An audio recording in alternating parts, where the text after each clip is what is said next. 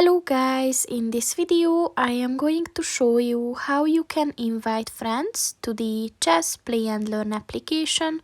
But first I just want to mention, don't forget to subscribe to my channel, because at 10,000 subscribers I am going to show you my whole YouTube revenue statistics and growth strategy, as well as how to make money online. Let's jump into it. First of all, open the application on your phone. And then click on the More button at the bottom of the page on the right. And then click on the Friends button. And as you can see, there are 4 ways that you can add a friend. So you can search within your contacts. You can see which Facebook friends you have.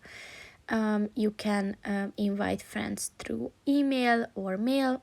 And you can also send them a challenge link again through email. So that's pretty much it for this video, guys. See you in the next one. Goodbye.